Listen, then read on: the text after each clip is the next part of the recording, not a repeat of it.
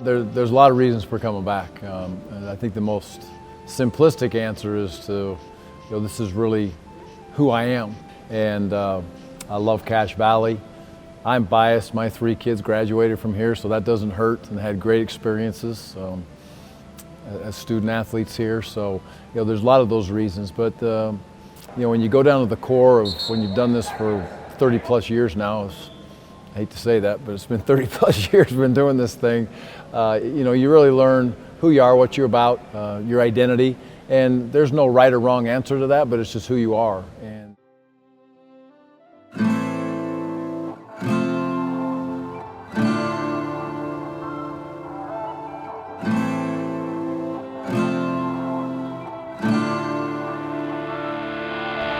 the unity within the community.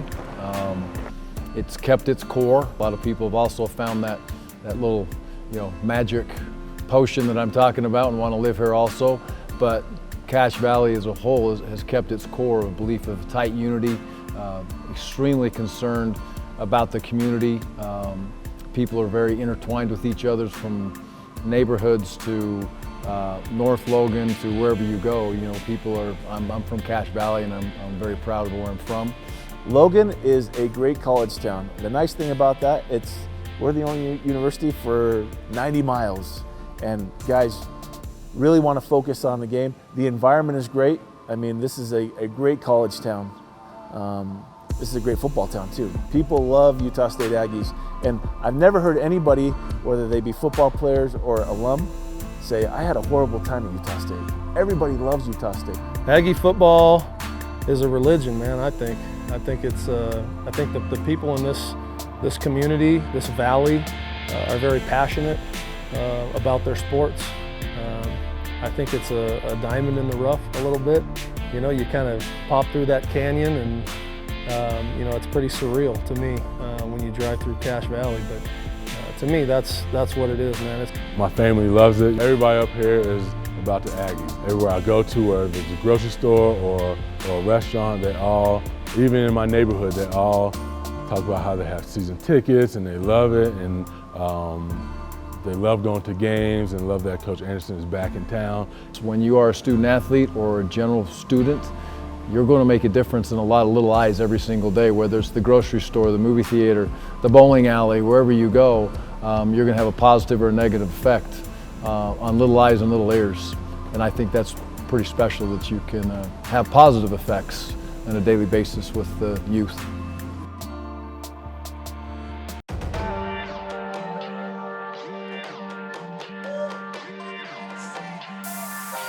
The euphoria from the Aggies' first WAC championship and first 10-win season hasn't really worn off yet. Utah State finally breaks in at number 23. The Aggies will try to go to 10-1 for the first time ever this Saturday. Football fans rejoice. The season is almost here. Utah State, which received 6 first-place votes. Had great success. Utah State gave me a tremendous opportunity as a young coach to be a head coach. And I feel like because of that, this is my opportunity to give everything I got to give back to Utah State, to allow us to continue to grow as a football program, as a university, and as a group of core of student athletes, not just football players.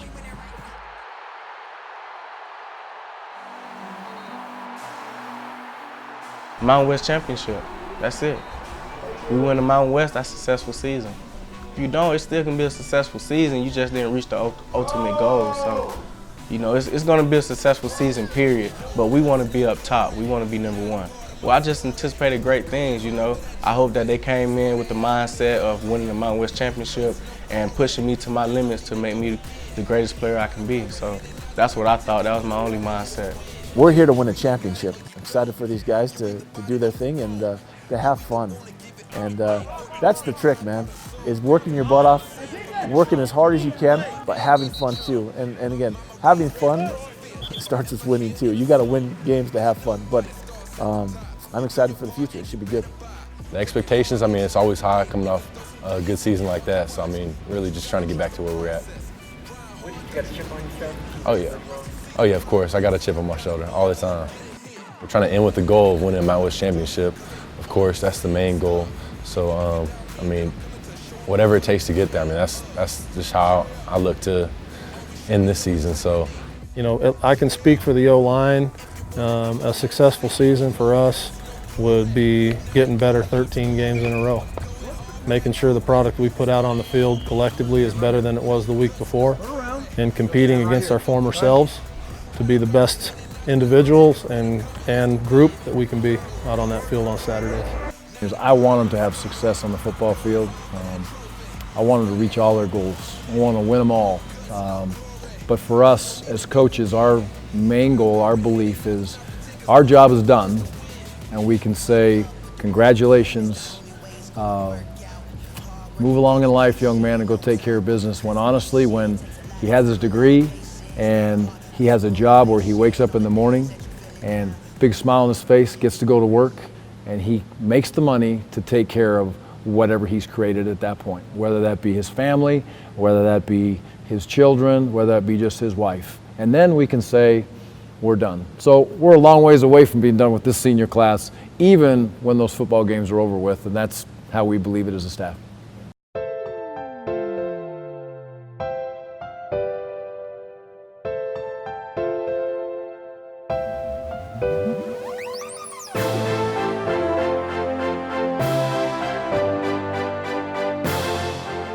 Nobody in the country worked as hard as we did.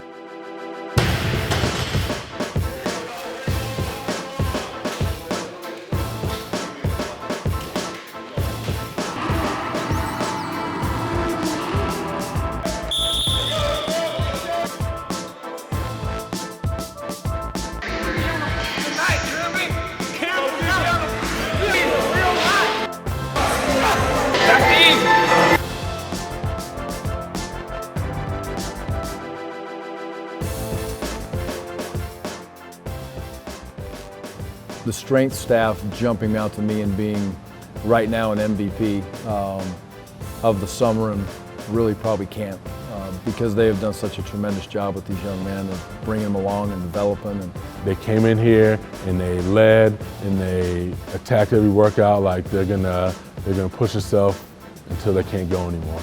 and we've been grinding. It's been a lot of tough work. So, but I mean, the workouts they've been pretty hard. I ain't gonna lie. So, but it's been fun. I mean, I like the summer. I like coming out here and working out. Bring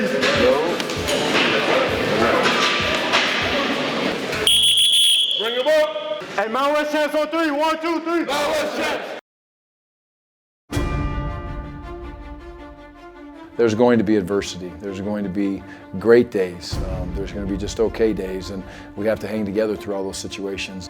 You know, kids are going to compete. Kids are going to get upset. One kid's going to win, another kid's going to lose. Stay up.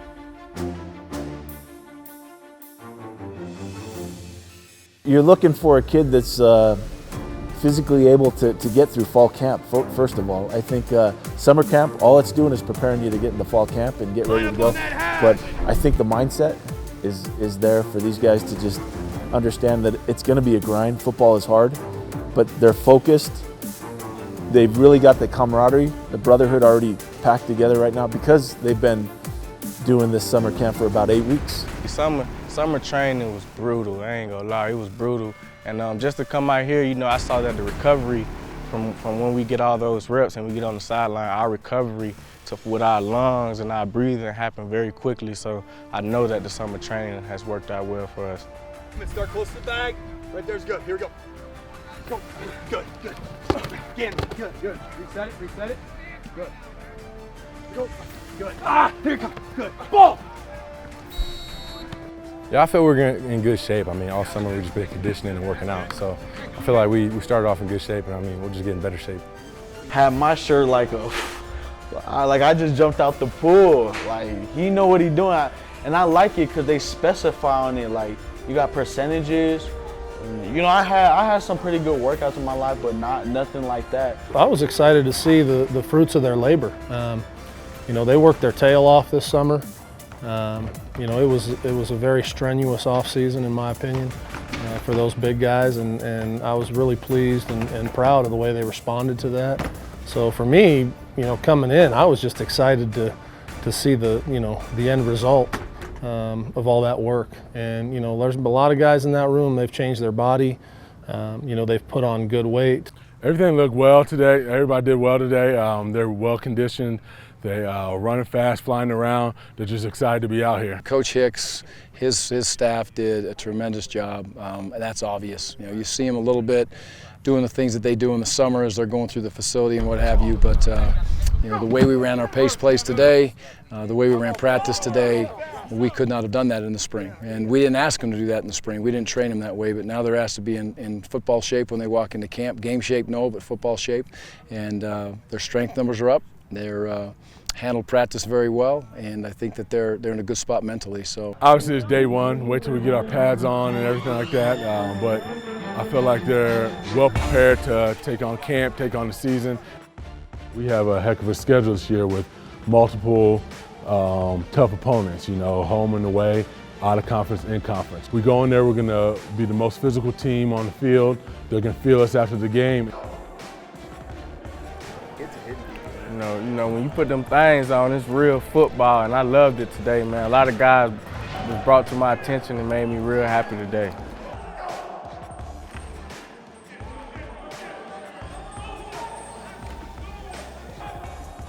Man, that guy's excited. He's so amazing. I was so happy to see him break all them runs. It's good to see success when you teaching a young guy how to do things, and it's good that he's accepting it and being receptive to everything I'm telling him. So I like that. I feel like part of being a running back is just instinct. Sometimes you do a good run, you look at it back on the camera and you don't even realize what you did. It's just, yeah, running back instincts.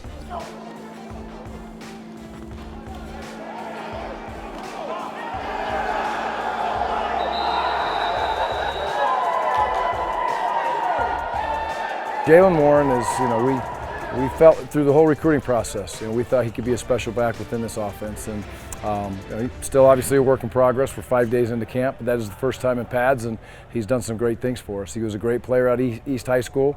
You know, when Brandon Matich tells me a guy's a player, I'm going to believe him, and have believed that for many, many years. And you know, Brandon stamped off on him without a doubt. He proved it at Snow. He was an extremely talented player, and you know, we're lucky to have him. We got Jay Love. I'm mark my words, a Heisman candidate. You know, you need to get some of them mints. He got his own mint, so go get some of them. You know, it's what you would expect. Solid, consistent, in command. You know, when he's in there with that first offense, you know, especially when he gets G Bright there back with him, there's a very comfort zone right now, and those other running backs need to get in that position where that comfort zone's for Jordan.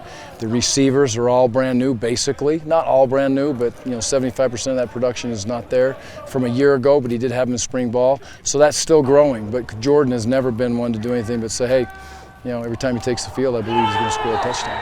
And if he doesn't, he's going to get him in field goal position. So he is a student, athlete, professional. That's what I call him. Toughness is a trait that seems like it's fading away, kind of. Football is hard. And you've got to challenge yourself. You've got to push yourself to be the very best. And if you don't have that internal motivation, we're probably going to pass up on you, because you might have the 4 and 5 star, that glitz and glamour.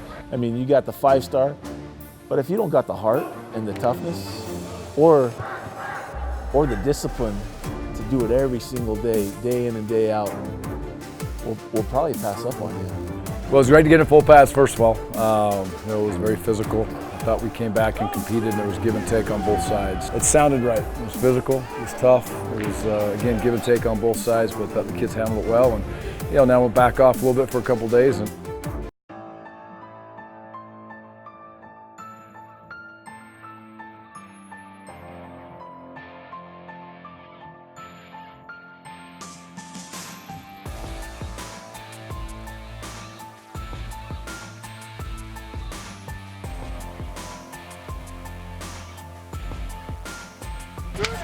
Good, find a way to it.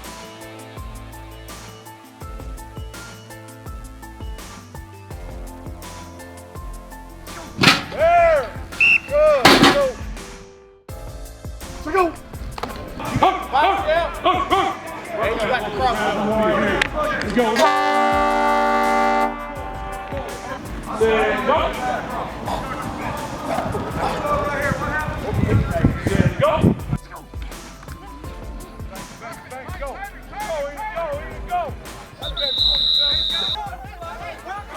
you know, kids are going to compete. Kids are going to get upset. One kid's going to win, another kid's going to lose. The kid's going to talk a little trash when he wins. The other kid's going to, the loser's not going to like that too much as we go through there. So there's always going to be those moments of confrontation. The key is when you have those moments of confrontation that get out of hand, as a coach, you teach. It was great to be around these kids during fall camp. I think they worked extremely hard, focused. They appear to be on the mission. So it was good. We stayed relatively healthy, which is always a huge part of camp. I felt like camp was pretty physical, but the kids handled it well. I thought the coaches did a tremendous job. Spend time in the spring looking at your first opponent and second opponent and third opponent. But in this case, we're talking about Wake Forest now, and we've definitely moved on to game planning against them. Very good football team, number one. Good football players allow their best football players to get involved and make plays. So we'll have to play our best game. Gary Anderson gets the bath at the end of this one. He's special. Gary Anderson's a special man. He's a special coach, special person. And if you don't know the Utah State football story, you don't realize how bad things were for a long time at Utah State. It's hard to blame Gary Anderson for leaving Utah State for Wisconsin. His salary is going to jump from about $700,000 per year to roughly $2 million. He's taken over a program that gets 80,000 fans each game, and in this, a down year, still made the Rose Bowl. Change for me as a coach, I think just experiences. Experiences that change you, and you work to have those experiences change you in a positive way. And there's been great, there's been okay, and there's been not good in all those situations. And so I think you look at yourself and you say, okay, what is your core? And remember what your core is. And our core as a staff, my core as a coach, is student athletes first. But I've understood that I've made mistakes in that area and got too distracted at times possibly on coaching. Like I said, hiring the coach that is a kid first coach and a coach second, making sure that I stay in that lane and push kids in what my core beliefs are, which is academic success, social success, athletic part of it, I believe will take care of itself. So I don't think I've really changed from where I grew up, even with Coach McBride and the core that he taught me as a young coach. He always wanted to be a coach. So when he played for me, that's what he, like once he graduated, I was coaching at the University of Arizona, and he would come down and visit, and yeah, I knew when he played for me, and he was a great leader for us, and that was a natural thing for him. Coach Anderson is the guy's gold. He's a winner. He takes care of you. He will do all he can to put you in a position to where you want to be at the end of your career, but you got to follow his plan. But Coach Anderson is easily the sell that I do when I'm out recruiting, because he's probably the best coach I've been around. Well, Coach A raised me in this profession. I was here back in 2009 through 2012, and I was a first-time full-time coach. And so, he was really the first head coach I worked for, as a full-time guy. When it's my room and it's my name on everything, I'm not assisting somebody else. So, obviously I have a lot of respect for Coach Anderson. I've been with him for a long time, and I think for me, I'm a loyal guy. I value that, and I know he is too. But I think that for me, the biggest thing with Coach A that I felt was, we have a lot of the same philosophies in what we think our role is as a football coach. He lets me care about my guys. My guys know he cares about them, and that's important for me. I think I'm a little different. I obviously I care about wins and losses and records and all of those type of things, right? Those are all goals, and we're all competitors. But for me, it's more than that, And when I first started working for Coach A, I felt like I found somebody at this level that was like that, and that was important for me. After that year apart, when he was at Utah, we were able to reunite again, and he is the defensive coordinator for 4 years when I was there with him at Utah. And He's been a mentor for me, and I wouldn't be here in this position as a head coach if it weren't for Gary Anderson and the love that he showed me and my family, and just the opportunity that he gave me. So I have wonderful mentors that I appreciate. Lavelle Edwards, Ron McBride, and Gary Anderson and Kyle Whittingham are the guys that basically helped me become who I am today as a coach. Everything I've been told about this man has stand to be true. This man is very genuine, loving, and caring, and he does put the kids first. Like first, not second, first. We're going dinner, okay? All right, we got to figure out dinner tonight. We'll get you double pay. That's a bad deal, okay? It's Division III football. I apologize, okay? It's not good. All right, we'll get that fixed in the way it needs to be. All right, if you got trouble with dinner, come and see me. I'll be here for a while. All right? Okay? We can.